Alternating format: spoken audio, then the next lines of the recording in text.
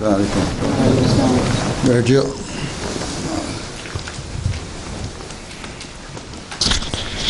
جی طاہر جمیل صاحب تلاوت. السلام.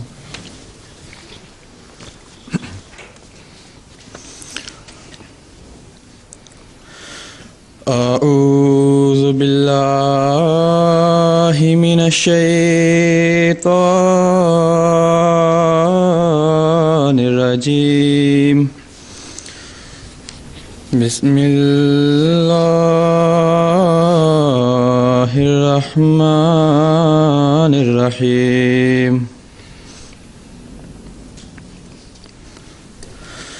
والنازعات غرقا والناشطات نشطا والسابحات سبحا فالسابقات سبقا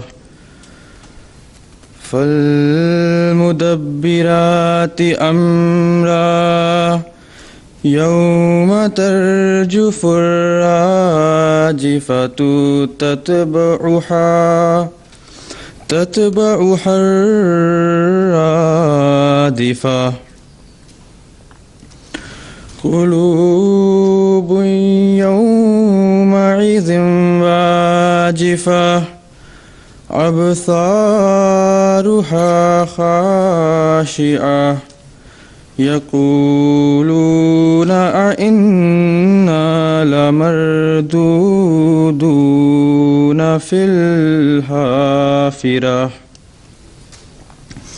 ترجمہ. پناہ مانگتا ہوں میں اللہ کی دھتکارے ہوئے شیطان سے، اللہ کے نام کے ساتھ جو بے انتہا رحم کرنے والا، بن مانگے دینے والا اور بار بار رحم کرنے والا ہے.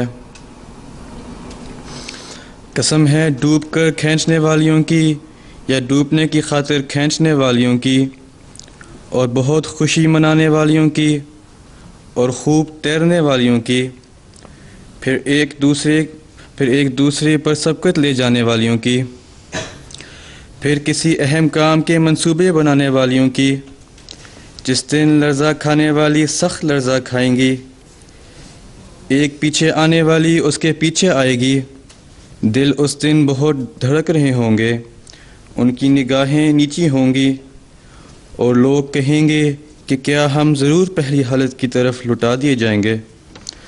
سورہ النازعات آیت 1-11. اطہر احمد حدیث ترجمہ پڑھو گے؟ صرف جی ترجمہ پڑھو گے یا پوری پڑھو گے؟ جی حضور ترجمہ. اچھا.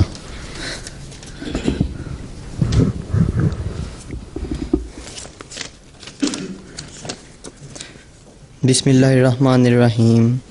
اللہم صلی علی محمد وعلی آل محمد کما صلیت علی ابراہیم وعلی آل ابراہیم انک حمید مجید. اللہم بارک علی محمد وعلی آل محمد کما بارکت علی ابراہیم وعلی آل ابراہیم انک حمید مجید. ترجمہ.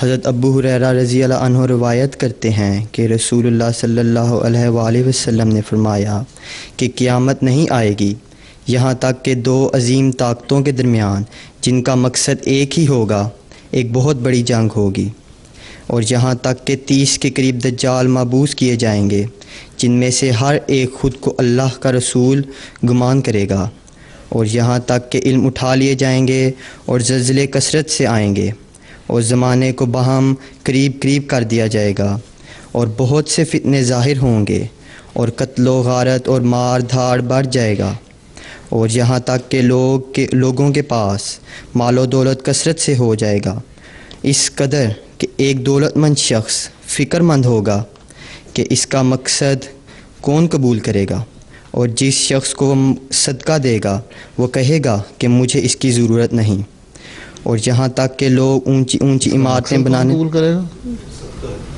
اس کا مقصد کون قبول کرے گا؟ اس کا صدقہ ہوگا. اس کا صدقہ کون قبول کرے گا؟ اور جس شخص کو وہ صدقہ دے گا وہ کہے گا کہ مجھے اس کی ضرورت نہیں۔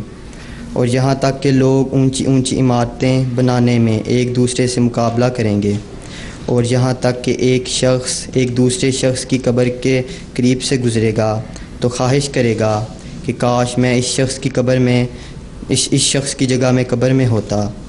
اور یہاں تک کہ سورج مغرب سے طلوع ہوگا، پس جب سورج مغرب سے طلوع ہوگا اور لوگ اسے دیکھیں گے تو سب اس پر ایمان لے آئیں گے۔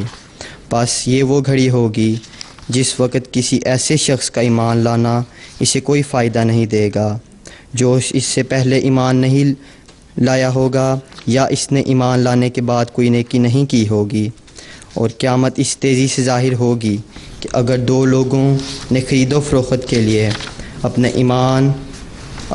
درمیان ایک کپڑا پھیلایا ہوگا تو نہ وہ اس کی خرید و فروخت کر سکیں گے اور نہ ہی اس کپڑے کو لپیٹ سکیں گے۔ اور قیامت اس صورت کی اس کے ساتھ قائم ہوگی کہ اگر ایک شخص دودھ پینے کی غرض سے اپنی اونٹنی کے دودھ کے پاس جا چکا ہوگا لیکن وہ اسے پی نہیں سکے گا۔ اور قیامت اتنی جلدی آ جائے گی کہ اگر ایک شخص اپنے کنویں کے بالکل قریب کھڑا ہوگا لیکن وہ اس میں سے پانی نہیں پی سکے گا۔ اور قیامت اس طرح اچانک آئے گی کہ اگر ایک شخص اپنے نوالے کو اپنے منہ کی طرف لے گیا ہوگا لیکن وہ اسے کھا نہیں سکے گا۔ صحیح بخاری کتاب الفطر باب خروج النار۔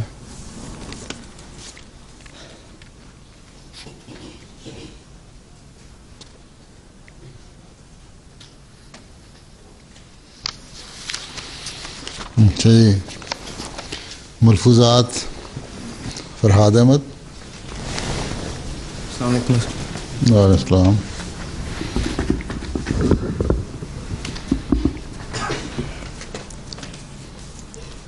ملفوظات حضرت اقدس مسیح موعود علیہ السلام۔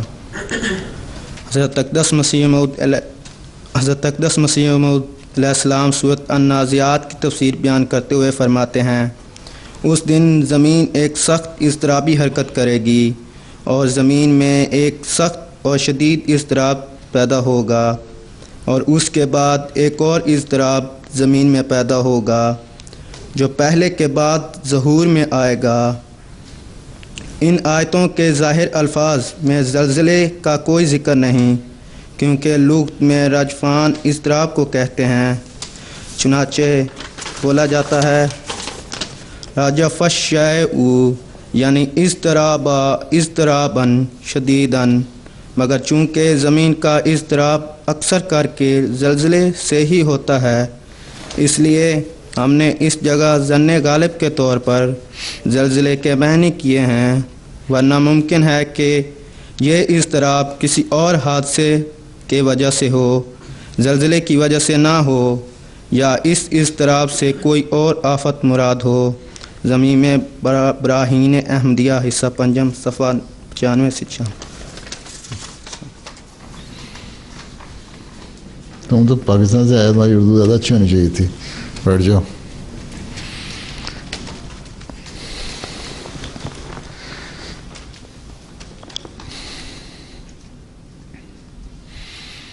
جی نظم لبیب احمد، تم نئے آئے ہو؟ قاصد احمد جی میں پہلی دفعہ آئے ہو؟ کہاں سے آئے ہو؟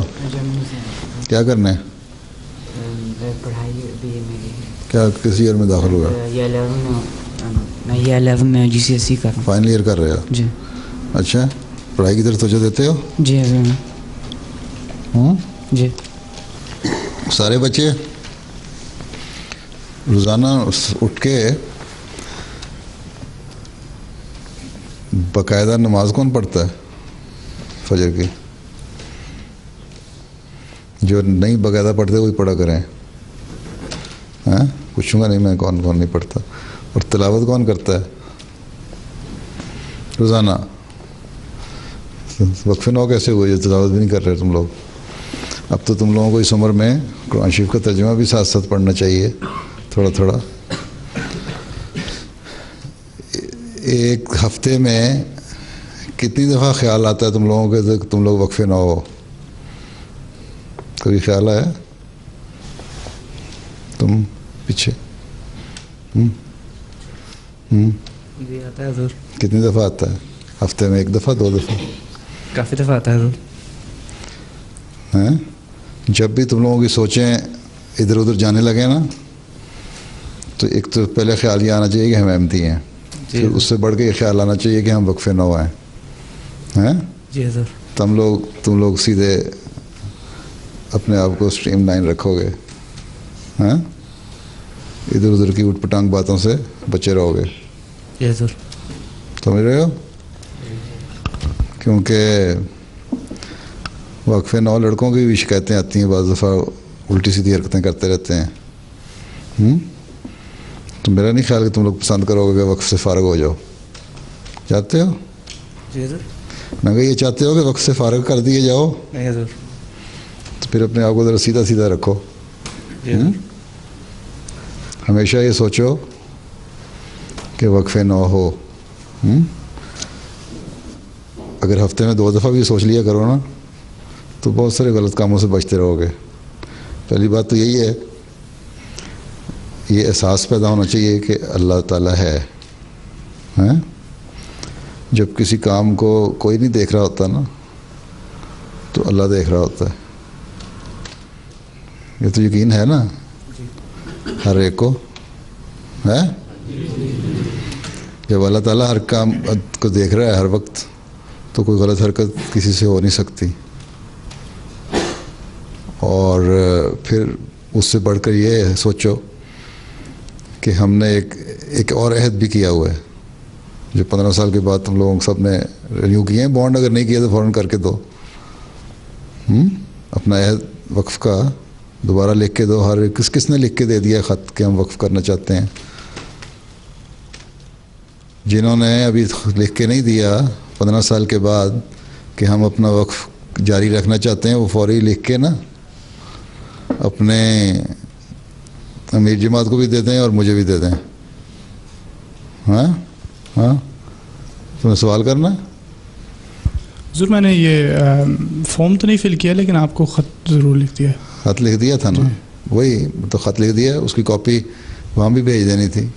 کہاں پہ؟ اپنے امیر جماعت کے دفتر میں. جی ٹھیک ہے. تاکہ اس لوکل جماعت کے ریکارڈ میں بھی آ جائے. ٹھیک ہے.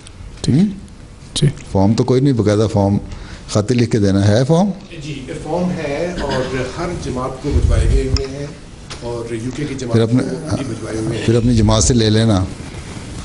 اگلی دفعہ یہ فارم یہاں لے آئیں جب ان کی کلاس ہوگی. جنہوں نے نہیں فل کیے ہوں گے نا ان کو یہیں دے دیں, تو یہ فل کر کے پھر اس کی ایک کاپی وہاں بھیج دیں گے کہ یہاں بھیج دیں گے. ہاں اگر یو کے جماعت والے اتنے تیز نہیں ہیں تو یہ وقفین نو خود تیز ہو جائیں. اسی طرح باقی جماعتوں کو بھی جب سنیں گے لوگ پروگرام بچے تو وہ بھی خود ہی بھجوا دیں. تو یہ ساری چیزیں سوچو گے نا اگر تو سیدھی طرف رہو گے, پڑھائی کی طرف توجہ رہے گی. جو مقصد ہے اس کو, فی الحال تمہارا مقصد یہ ہے کہ اپنی تعلیم حاصل کرنا ہے. اللہ تعالیٰ نے جو حکم دیے ہیں نا, اتنی پڑھے نا, ایمان ایک ایسا وقت آئے گا جب ایمان کوئی حیثیت نہیں رکھے گا. تو تمہیں تو اللہ تعالیٰ نے موقع دیا ہے کہ اس وقت تم نے قبول کر لیا جب ایمان تم لوگوں کو فائدہ پہنچائے گا. حدیث میں تو کہا ہے نا, وہ جب ایسی حالت ہو جائے گی جب سورج مغرب سے طلوع ہوگا تو کوئی ایمان فائدہ نہیں دے گا. تو وہ تو بات کی بات ہے نا قیامت کے دنوں کی. تم لوگوں کو اللہ تعالیٰ نے موقع دیا ہے کہ ایسے وقت میں پیدا کیا اور پھر ماننے کی توفیق دی جب ایمان فائدہ دینے والا ہے. تو اس ایمان کو بڑھاؤ. ایمان کوئی ایک چیز نہیں ہے کہ ایک قبول کر لیا تو وہاں کھڑے ہو گئے. ایمان کے درجے آگے بڑھتے ہیں, سٹیپس. اس میں بڑھنے کی کوشش کرنی چاہیے. اور وہ اسی طرح ہے کہ اپنی نمازوں کی حفاظت کرو. نمازیں 5 وقت مقرر ہیں اور اللہ تعالیٰ نے فرمایا کہ اگر کوئی ایمرجنسی نہ ہو, بیماری نہ ہو تو اصل وقت پہ نماز پڑھنی چاہیے. اسی طرح قرآن شریف ہے. اب تم لوگ میچور اتنے ہو چکے ہوئے ہو کہ ہر ایک سمجھ سکتا ہے. اور یہ بھی بہانہ نہیں ہے کہ ہمیں اردو نہیں آتی اس لیے سمجھ نہیں آتی. انگلش ٹرانسلیشن بھی ہے قرآن شریف کی, انگلش کمنٹری بھی ہے قرآن شریف کی، وہ پڑھنی چاہیے. تو پھر جائزے لو، اپنے آپ کو خود اسیس کیا کرو روزانہ شام کو، کیا ہم نے اچھا کیا کیا برا کیا. ایک چارٹ بنا لو نا، ایک ہفتہ بناؤ گے تو عادت پڑ جائے گی. مجھے اس کے اور رپورٹ لے، خدا احمدیہ لے کہ تم نے نماز پڑھی تھی کہ نہیں، قرآن شریف پڑھا تھا. خدا احمدیہ والے لیتے ہیں نا رپورٹ بعض دفعہ، ان کی رپورٹ تو خیر فارمل سی ہے نا چیز، صرف یہ دیکھنے کے لیے کہ تمہیں احساس خود پیدا ہو جائے. واقفین نو کو خود اپنے آپ کو اسیس کرنا چاہیے روزانہ، کتنا آگے بڑھے ہیں. حضرت مسیح علیہ السلام نے یہ فرمایا ہے کہ جب تم احمدی ہو جاتے ہو تو روزانہ احمدی کو بھی کے لیے بھی، ایک عام احمدی کے لیے بھی، وہ اپنا جائزہ لے کہ اس نے ہر روز اس کا قدم کتنا آگے بڑھا ہے. اگر ایک جگہ آپ کھڑے ہو اسٹیگنیٹ ہو تو وہیں تو پانی ہے نا، چلتا پانی صاف ہوتا ہے، کھڑا ہو جائے تو اس میں بو پیدا ہو جاتی ہے. اس لیے کبھی کھڑے نہ ہونے دو اپنے ایمان کے پانی کو. ٹھیک ہے، ہاں جی نظم پڑھو. اب ایک ضیافت ہے بڑی اے غافلو کچھ دن کے بعد، ایک ضیافت ہے بڑی اے غافلو کچھ دن کے بعد، جس کی دیتا ہے خبر فرقان میں رحماں بار بار، جس کی دیتا ہے خبر فرقان میں رحماں بار بار. ایک دم میں غم کدے ہو جائیں گے عشرت کدے، ایک دم میں غم کدے ہو جائیں گے عشرت کدے، عشرت کدے. شادیاں کرتے تھے جو پیٹیں گے ہو کر سوگوار، شادیاں کرتے تھے جو پیٹیں گے ہو کر سوگوار. وہ جو تھے اونچے محل اور وہ جو تھے قصرے بری، وہ جو تھے اونچے محل اور وہ جو تھے قصرے بری، قصرے بری، پست ہو جائیں گے جیسے پست ہو ایک جائے غار، پست ہو جائیں گے جیسے پست ہو ایک جائے غار. ایک ہی گردش سے گھر ہو جائیں گے مٹی کا ڈھیر، ایک ہی گردش سے گھر ہو جائیں گے مٹی کا ڈھیر، مٹی کا ڈھیر. جس قدر جانے تلف ہوں گی نہیں ان کا شمار، جس قدر جانے تلف ہوں گی نہیں ان کا شمار. پر خدا کا رحم ہے کوئی بھی سے ڈر نہیں، پر خدا کا رحم ہے کوئی بھی سے ڈر نہیں، ڈر نہیں۔ ان کو جو جھکتے ہیں اس درگاہ پہ ہو کر خاک سار، ان کو جو جھکتے ہیں اس درگاہ پہ ہو کر خاک سار۔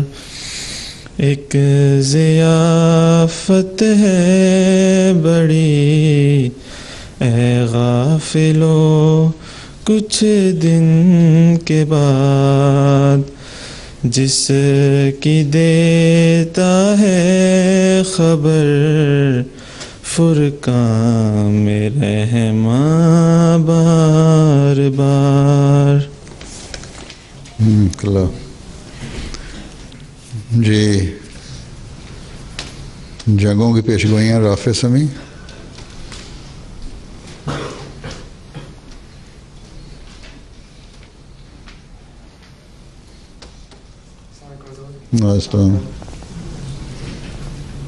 آج میں اس کلاس میں بتانا چاہوں گا کہ قرآن کریم میں آخری دور کی جنگوں کا ذکر ملتا ہے۔ آج سے 1500 سال پہلے قرآن مجید نے انسان کی سائنس اور ٹیکنالوجی میں ترقی کا صاف طور پر ذکر فرما دیا ہے کہ اس کے نتیجے میں دنیا کی خاطر اللہ تعالیٰ کے حصول کی خواہش کو پیچھے کر دینے کے نتیجے میں ہونے والی جنگوں کا بتایا ہے۔ سورہ التکویر آیت 13 میں اللہ تعالیٰ فرماتا ہے، اور جب جہنم بھڑکائی جائے گی۔ حضرت خلیفۃ المسیح الرابع رحمہ اللہ علیہ نے اپنی کتاب الہام عقل علم اور سچائی میں اس کی وضاحت یوں فرمائی ہے، یا جہنم کی آگ سے وہ جنگیں مراد ہیں جن سے یہ تاثر ملتا ہے جیسے جہنم کے دروازے کھول دیے گئے ہوں۔ حضور مزید فرماتے ہیں، ان کی آپس کی دشمنی کے ساتھ ان کا زوال شروع ہو جائے گا اور ایسی خوفناک تباہی ہوگی جس کے ذمہ دار وہ خود ہوں گے۔ جنگوں پر جنگیں لڑی جائیں گی جس کے نتیجے میں بڑی طاقتیں ختم ہو جائیں گی۔ تو ادھر اسٹیٹسٹکس تھی میرے پاس، نہیں بالکل ہم دیکھ سکتے ہیں کہ ورلڈ وار 1 اور ورلڈ وار 2 میں اگر آپ یہ دونوں ٹوٹل ملا لیں تو تقریباً 1 بلین سے زیادہ لوگ مر گئے تھے، ہلاک ہو گئے تھے۔ تو ہم دیکھ سکتے ہیں کہ کلام میں کیسے پیشگوئیاں پوری ہو رہی ہیں۔ اور آگے یہ پھر ایک اور جگہ سورہ الحمزہ میں اللہ تعالیٰ، اور اگر تیسری ہوگی تو کوئی اندازہ ہی نہیں کیا ہوگا۔ تیسری ہوگی تو پھر بالکل ابھی آگے آ رہا ہے، بتاؤں گا۔ چلو پھر ایک اور جگہ سورہ الحمزہ میں اللہ تعالیٰ فرماتا ہے، خبردار وہ ضرور حطمہ میں گرایا جائے گا، اور تجھے کیا پتہ کہ حطمہ کیا ہے۔ عربی ڈکشنریز میں حطمہ کے 2 بیسک میننگز پائے جاتے ہیں۔ ایک جگہ حطمہ کا مطلب کسی چیز کو پیسنا یا باریک کرنا ہے، دوسرا حتمہ جس کے معنی بے حقیقت سے چھوٹی باریک ذرات کے ہیں۔ گویا حتمہ کسی چیز کو اس کے باریک ترین ذرات میں توڑنے کو کہتے ہیں۔ آج سے 1500 سال پہلے ایٹم کا کوئی تصور موجود نہیں تھا، لیکن حطمہ ایک ایسا لفظ ہے کہ انسان قرآن کریم کے اس دعویٰ پر حیران ہے۔ حضور رحمہ اللہ علیہ فرماتے ہیں کہ آگ دلوں پر کس طرح پڑے گی۔ ایٹمی دھماکے کے وقت نیوٹرون، ایکس ریز اور گیما ریز کی ایک بہت بڑی تعداد خارج ہوتی ہے۔ ایکس رے درجہ حرارت کو فوری طور پر بڑھا دیتی ہے۔ اس کے نتیجے میں آگ کا ایک بڑا سا گولہ بنتا ہے جو انتہائی گرم ہواؤں کے زور پر تیزی سے بلند ہونا شروع ہوتا ہے۔ نیوٹرون ایکس رے کے ساتھ تمام افقی سمتوں میں پھیل جاتی ہے اور اپنی گرمی کی وجہ سے راستے میں موجود تمام چیزوں کو جلا دیتی ہے۔ ان گرم لہروں کی رفتار آواز کی رفتار سے کہیں زیادہ ہے، لیکن ان سے بھی کہیں زیادہ تیز گیما ریز ہیں جو روشنی کی رفتار سے سفر کرتے ہوئے ان گرم لہروں کو پیچھے چھوڑ دیتی ہیں اور ان میں بہت ارتعاش ہوتا ہے، جس کی وجہ سے دلوں کی حرکت بند ہو جاتی ہے۔ یہ دوسرا پکچر ہے، پہلے دوسرا آنا تھا۔ प्रेजेंटेशन में गलती हो गई है। प्रेजेंटेशन में गलती हो गई है।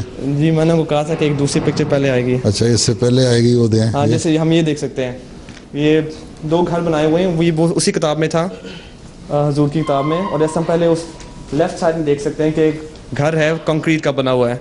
वो जब एटॉमिक धमाके से पहले ऐसे उसकी शक्ल थी और बाद में जो थी उसकी शक्ल ऐसे बन गई थी।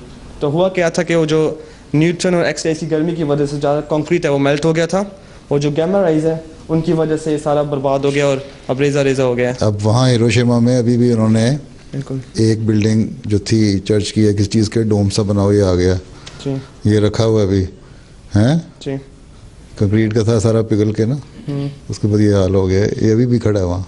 ठीक, सारा शहर तो नया आबाद हो गया जी, लेकिन ये खड़ा है। ठीक है।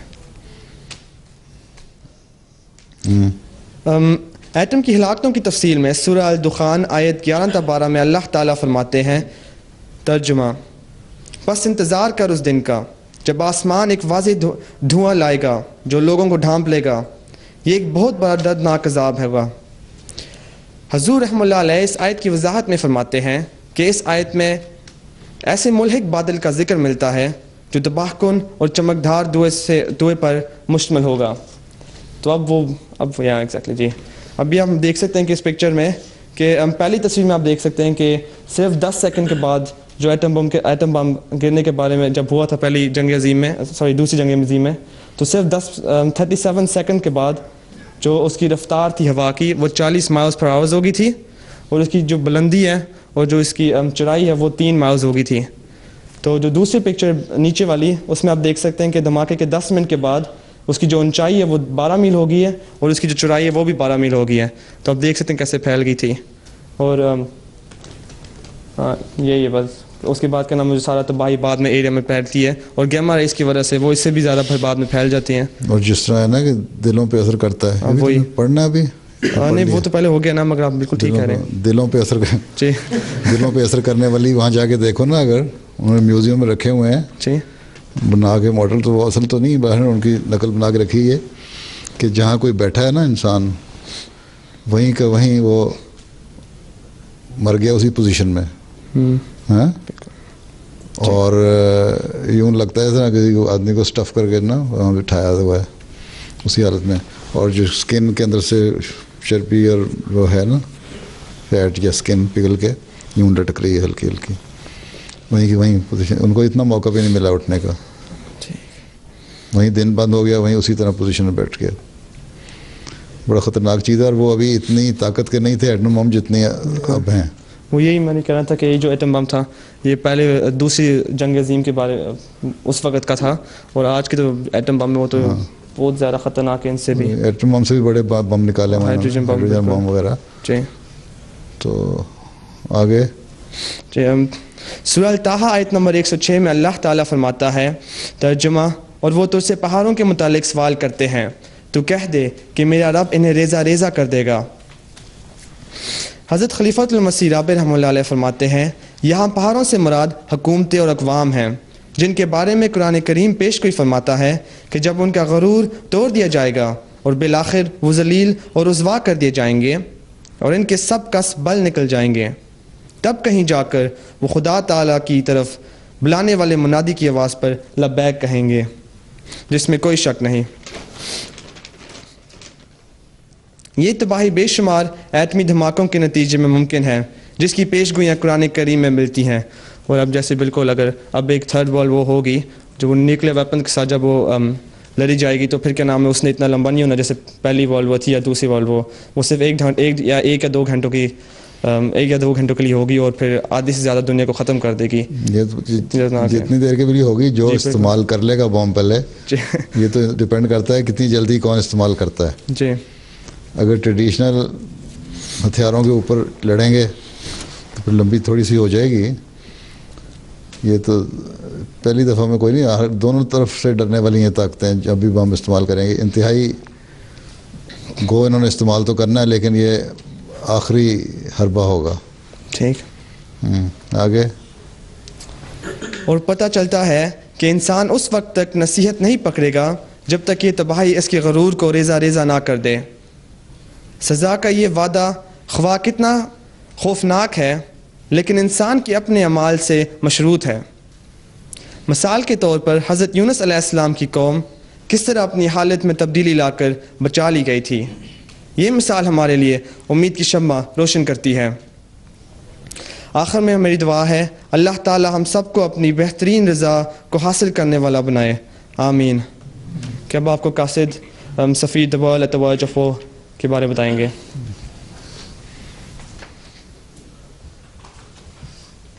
इस्लाम। Auzubillahi minash-shaytanir-rajim. Bismillahir-rahmanir-rahim. In the name of Allah, the Gracious, the Merciful. Mutual rivalry in seeking worldly increase diverts you from God, till you reach the graves. Nay, you will soon come to know. Nay again, you will soon come to know. Nay, if you only knew with certain knowledge, you will surely see hell in this very life. The 20th century saw an explosion of atheism across Europe. In the absence of the divine word, there was no benchmark for morality. Fundamental principles of peace and justice disappeared with religion. The contentment religion brought was lost, leaving a vacuum that was filled with an insatiable lust for material wealth. This gave rise to economic systems based on usury or interest, a system which encourages borrowing from one's future. With increased pressure to repay bigger and bigger loans with interest on interest, inevitably domestic markets were saturated, forcing expansion into foreign markets. The French and British, who had until now fed their appetite for wealth by exploiting their resource-rich colonies, were now under pressure from emerging Germany, who wanted her share of the spoils.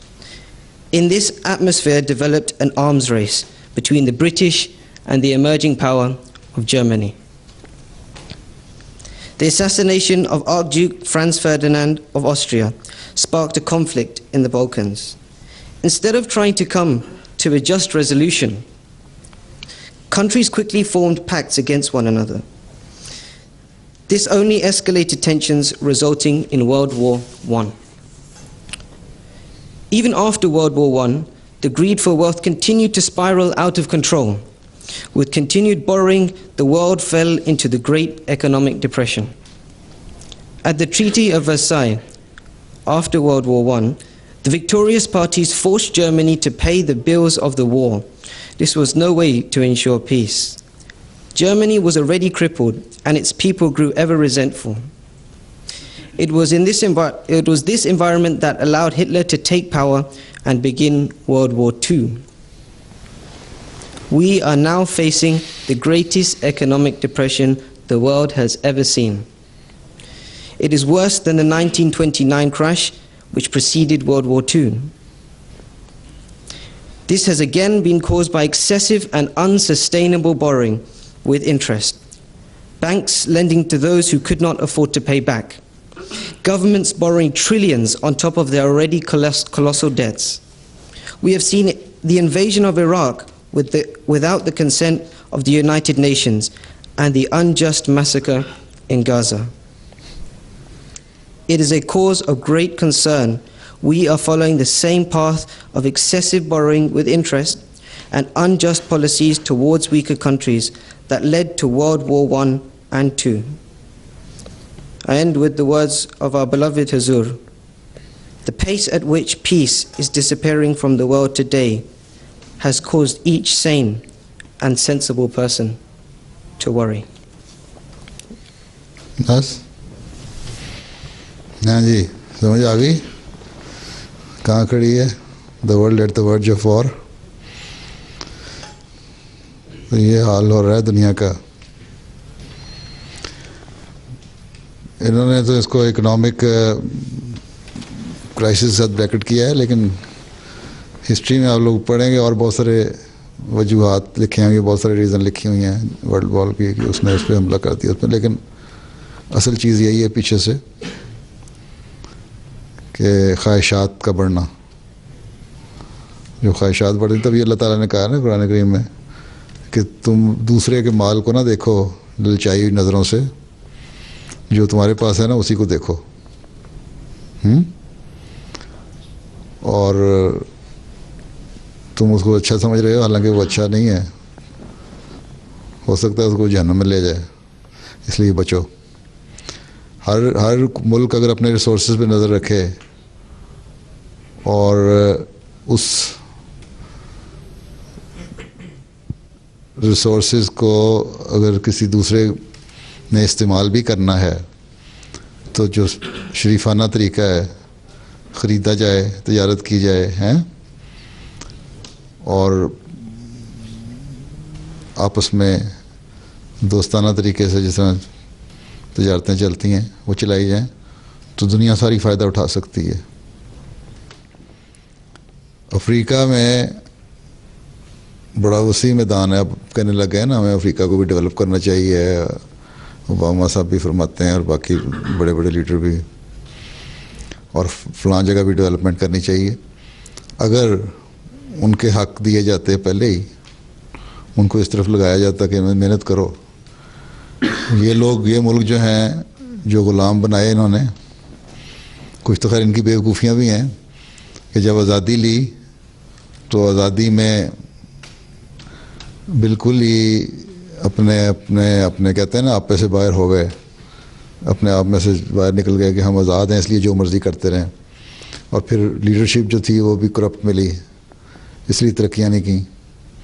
لیکن کچھ مغربی ملکوں نے جنہوں نے آزادی دی، انہوں نے بھی ان سے یہ بدلہ لیا کہ آزاد کیا ان کو، چلو ان کو تنگ کرو. ان کو کسی نہ کسی طرح اپنے پہ ڈپینڈنٹ رکھا، اپنے پہ انحصار کرنے والا رکھا، تاکہ وہ ان کی طرف آئیں. اگر چاہتے اس وقت آزادی دینے کے بعد تو وہاں ڈیولپمنٹ کر سکتے تھے.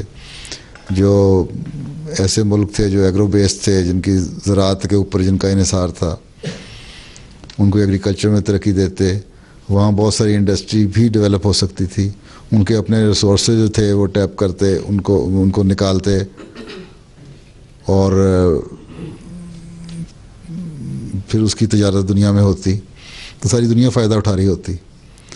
لیکن ہر ایک کے اپنے اپنے ذاتی مفاد ہیں نا، اپنے اپنے دلچسپیاں، انٹرسٹ ہیں، جس کی وجہ سے انہوں نے کہا کہ ہمیں غلامی، جو تیسری دنیا ہے، غریب ملک ہیں، ان کو غلام ہی رکھو. امریکہ کا بھی یہی نظریہ رہا، یورپ کا بھی یہی نظریہ رہا. ایک زمانہ تھا، اور اب بھی بعض ملکوں میں زراعت، ایگریکلچر پروڈیوس جو ہے، زراعت کی جو پیداوار ہے وہ بے تحاشا ہوتی ہے. اسی طرح جن ملکوں میں ڈیری فارمنگ ہوتی ہے وہاں مکھن دودھ بے تحاشا ہوتا ہے. اس کو ضائع کر دیتے ہیں، لیکن غریب ملکوں کو نہیں بھیجتے. اس کی وجہ سے غریب ملکوں میں بھی ایک ریئیکشن ہوا ہے، ان کے خلاف ہو رہے ہیں. تو ایک ساری دنیا میں ایک بے چینی پھیلی ہوئی ہے. اور اپنے جو امیر ملک ہیں وہ بھی دوڑ لگا رہے ہیں. رشیا بھی کا اپنا بلاک رہا ایک زمانے میں، لیکن پھر ان کا خیال تھا کہ ہم نے ٹھنڈا کر لیا رشیا کو توڑ کے، لیکن اب دوبارہ وہ اکٹھا ہو رہا ہے. اور پھر آنکھیں دکھانے لگ گیا امریکہ کو اور رشیا بھی. اب پیچھے ان کی کانفرنس ہوئی ہے وہاں سوئٹزرلینڈ میں، کس جگہ، ڈیلیٹوریوس، ہاں کچھ نام کیا تھا جگہ کا، پچھلے دنوں میں اکٹھے تھے. یہیں سوئٹزرلینڈ میں کہیں ہوا ہے کانفرنس. وہاں اب چین اور رشیا نے دونوں نے اکٹھے ہو کے امریکہ پہ بچھاڑ کر دی نا، کہ ساری جو اکنامک کرائسس کی وجہ ہے دنیا میں، وہ اس کی وجہ امریکہ بنا ہے. اور امریکہ اپنی اصلاح کرے. امریکہ کے ایک منسٹر نے بیان دیا کہ ہم چین کو بھی سبق سکھائیں گے، یہ زیادہ ترقی کرتا چلا جا رہا ہے. تو یہ بلاک بننے شروع ہو گئے ہیں، یہ اس طرف رخ بننا شروع ہو گیا اب. اور جب یہ بن جائیں گے بلاک، اور پھر کوئی پتہ نہیں کہ کس وقت صرف ماچس کو یوں کرنے کی ضرورت ہوگی اور آگ کے شعلے بھڑک جائیں گے. اس لیے ابھی بھی وقت ہے، اگر بچ سکتا ہے یہ تو دعاؤں سے بچ سکتا ہے، ورنہ کوئی اس طریقہ نہیں. پھر اسرائیل ہے، انہوں نے بھی ظلم کی جو ڈھائیں ہیں اللہ تعالیٰ نے ان کو مہلت دی تھی، تیسری دفعہ کے ظلم کی مہلت نہیں دی تھی. اور یہ جو لگ رہا ہے اب آثار لگ رہے ہیں یہ ایسے ہیں کہ جو اس ظلم کے بعد ان کا بھی ٹھکانہ نہیں رہے گا. تو دیکھیں اب کس کروٹ بیٹھتا ہے اونٹ، دیکھتے رہو. جی لقمان صاحب ذرا جوش سے پڑھنا، سوئے سوئے نہ پڑھنا. ایک نظم ہے ہم نشیں تجھ کو ہے پرامن منزل کی تلاش، مجھ کو ایک آتش فشاں پر ولولہ دل کی تلاش. وہ ذرا پڑھوائیں سے تاکہ ان میں کو ذرا ولولہ پیدا ہو. السلام علیکم حضور. ہاں کلام حضرت مسلم معاذ رضی اللہ تعالیٰ عنہ. ہو چکا ہے ختم اب چکر تیرے تقدیر کا، سونے والے اٹھ کے وقت آیا ہے اب تدبیر کا.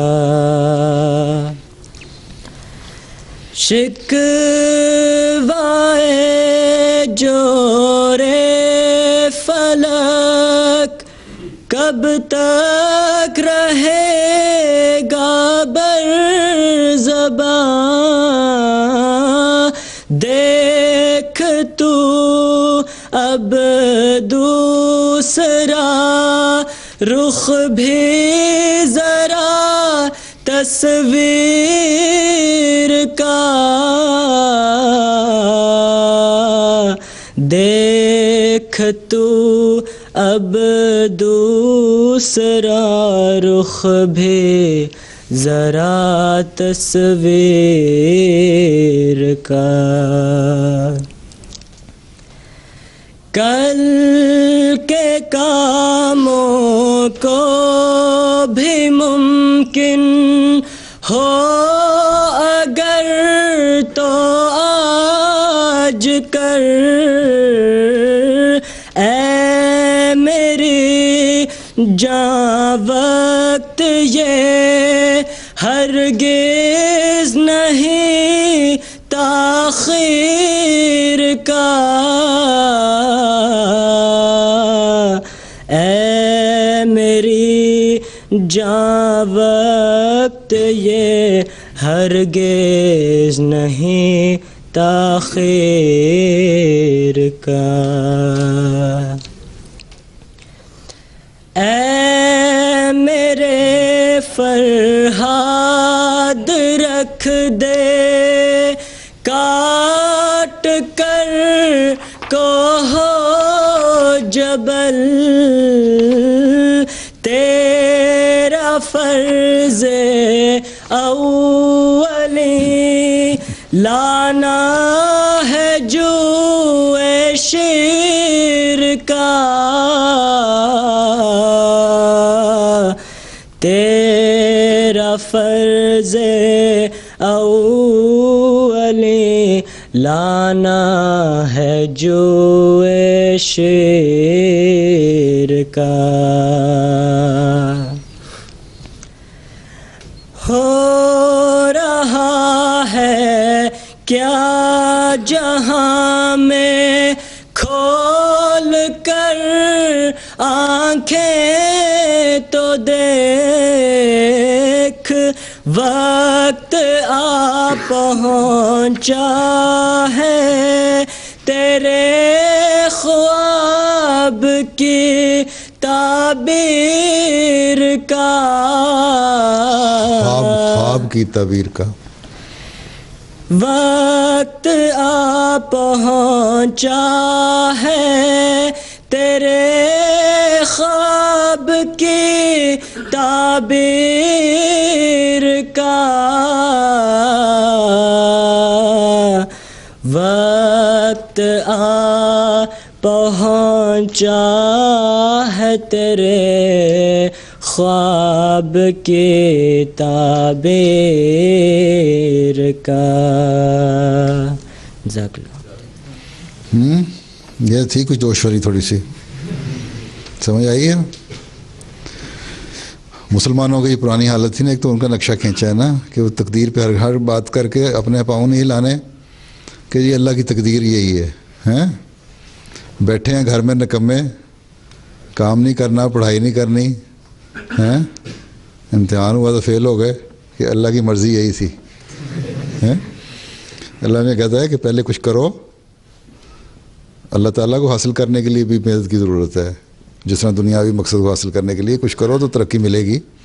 صرف یہ کہنا کہ ہم نے کلمہ پڑھ لیا, مسلمان ہو گئے الحمدللہ, اور کچھ کرنے کی ضرورت نہیں ہے, اور تقدیر پہ بیٹھ گئے بس. جی ہمیں لکھا ہے کہ بس پیش گوئیاں ہمارے ساتھ ہیں کہ فتح ہماری ہوگی. فتح ہماری اس وقت ہوگی جب کچھ کریں گے. مسلمانوں کو نیا اب تدبیر کا وقت آیا ہے, کچھ کر کے دکھاؤ. کیونکہ اب زمانہ جو حضرت مسیح علیہ الصلوۃ والسلام کا زمانہ ہے, اس زمانے کے ساتھ ترقیات اسلام کی وابستہ ہیں. اس لیے وہ جو ماننے والے ہیں حضرت مسیح علیہ السلام کو, ان کا کام ہے اب کہ ذرا دنیا کو بھی بتائیں اور خود بھی پہلے سے زیادہ تیز ہوں. دنیا کی رونقوں میں نہ گم ہو جاؤ. ہیں اس لیے میں نے کہا تھا کہ یہاں بھی قبضہ کرنا ہے نا یورپ پہ, تو ان میں بھی ہمارے ریسرچ میں جتنے لڑکے جا سکتے ہیں جائیں, سائنس کے مضمونوں میں جائیں, دوسرے علوم میں جائیں, تو علم و معرفت میں ترقی جو ہے.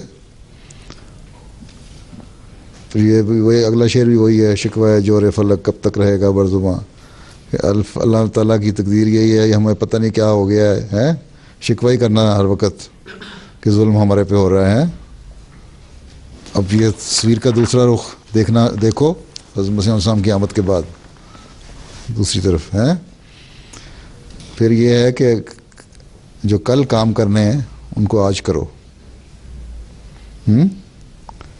کیونکہ دیر کرنے کا وقت نہیں ہے. مطلب یہ ہے کہ ذرا اپنا جو اپنا پیس ہے اس کو بڑھاؤ, تیزی سے ہمت اور زیادہ کرو, محنت زیادہ کرو. یہ مشکل ہوگا تو میں کہ اے میرے فرہاد رکھ دے کاٹ کر کوہ جبل, تیرا فرض اولی لانا ہے جوئے شیر کا, ہے نا. یہ نہیں سمجھ آئی ہوگی, یہ آئی ہے.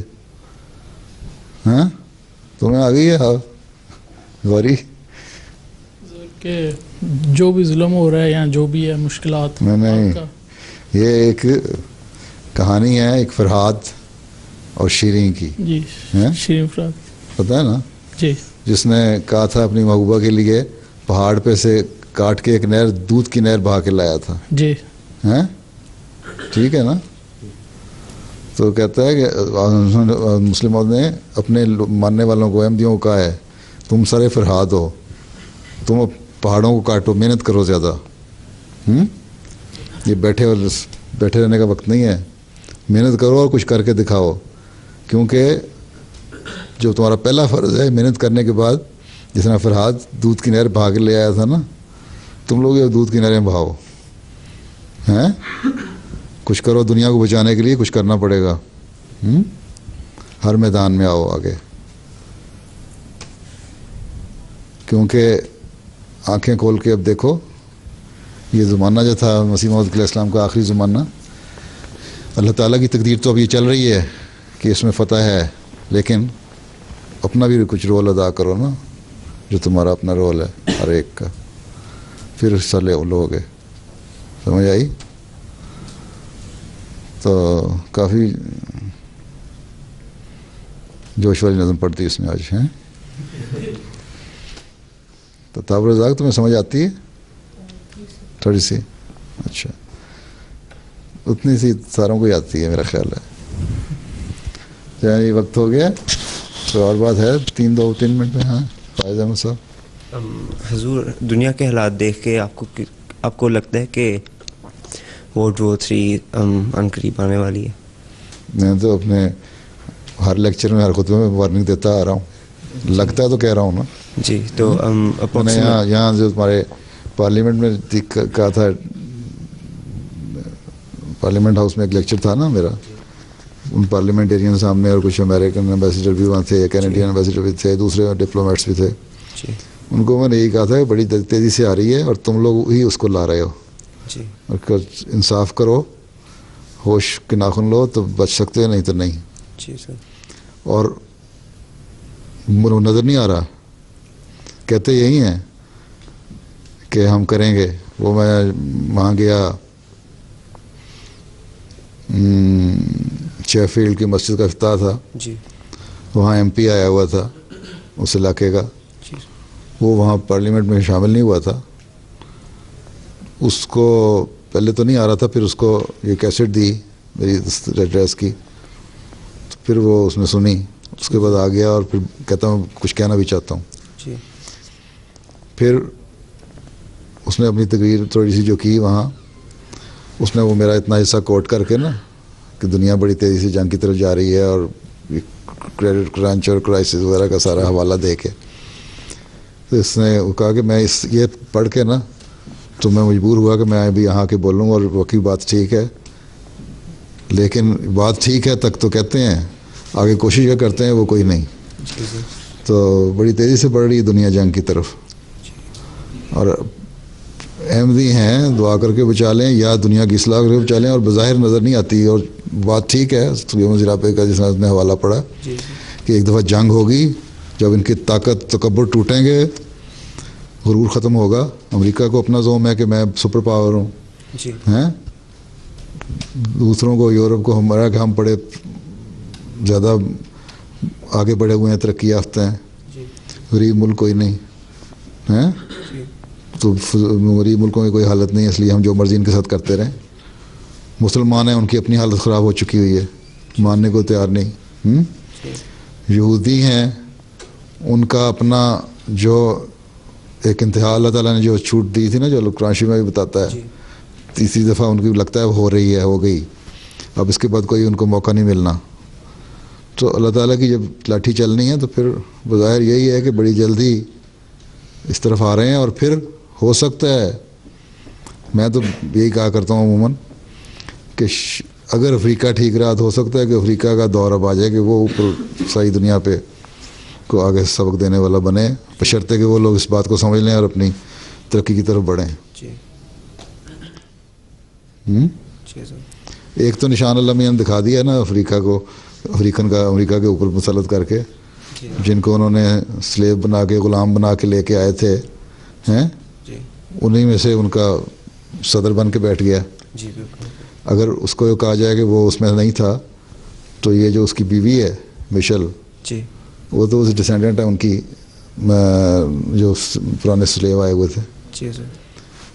تو بہرحال پریزیڈنٹ ہاؤس میں, وائٹ ہاؤس میں پہنچ گیا نا وہ غلام بھی. تو اور کوئی بعید نہیں کہ اب اگر افریقہ والے اپنے آپ کو ہوش کر لیں تو اللہ تعالیٰ ان کو موقع دے دنیا میں حکومتیں کرنے کا. نماز کا وقت ہو رہا ہے, ویسے چلو پوچھ لو ایک سوال. جو ورلڈ وار 3 کی پروفیسی ہے, اس کا ٹائم سپین اراؤنڈ اباؤٹ کتنا ہوگا؟ اور دوسرا یہ کہ ورلڈ وار 3 کی جس طرح کی ڈسٹرکشن اور وائلنس کی پروفیسی ہے, اس کے حساب سے میرا خیال ہے ایسا نہیں ہو سکتا کہ اٹس مور دین لائکلی کہ ڈے آف ججمنٹ ہو. دیکھو یہ تو ہے کہ ایک وقت میں تو یہ نہیں ہوگا کہ ایک بم چلائے گا اور 5 بر اعظموں میں چل جائے گا. جی ہاں ٹھیک ہے نا, جن کے بھی ہے کوئی بھی پہلی کوشش اگر کرے گا تو ایک علاقہ لے گا, اس کی تباہی اتنی ہوگی, یہ اس اتنی اسٹرینگتھ کے یا اس انٹینسٹی کے بم نہیں چلائیں گے میرا خیال ہے. پہلے ایک حد تک تھوڑا رکھیں گے جس پہ ڈسٹرکشن جتنی بھی ہونی ہے, تباہی جتنی بھی ہونی ہے, وہ ایک گو وسیع علاقے میں ہوگی لیکن ملکوں کے تک رہے گی. ٹھیک. اور بہت سارے ملک بچ جائیں گے, بہت سارے بر اعظم بچ جائیں گے, پھر بہت سارے شامل نہیں بھی ہوں گے. افریقہ تو ایک طرف بالکل بیٹھا, میں اس لیے کہتا ہوں کہ بچنے کے امکان ہے. ایشیا اور یورپ اس وقت زیادہ سامنے ہیں جن کے خطرے ہیں. آسٹریلیا بھی کچھ حد تک بچا ہوا ہے.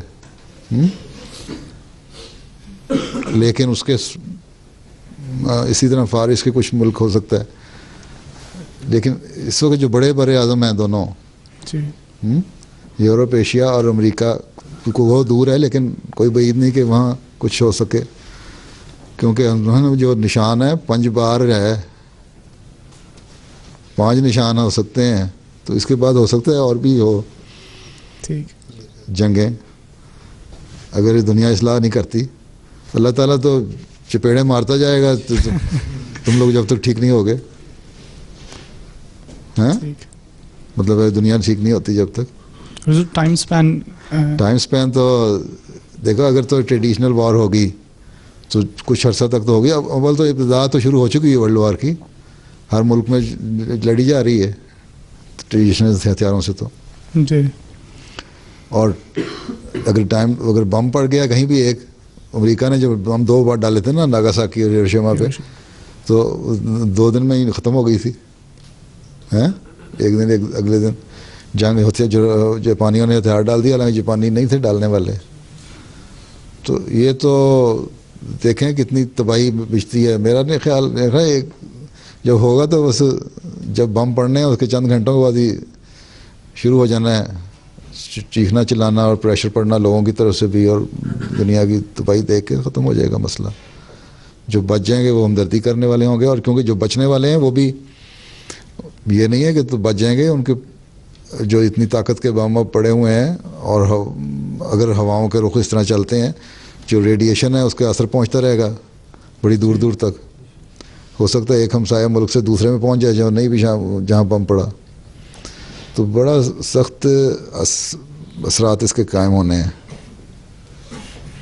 لیکن ٹائم سپین تو جس دن ایٹم بم پڑ گیا اس دن ٹائم سپین تو منٹوں کا گھنٹوں کا ہی ہوگا.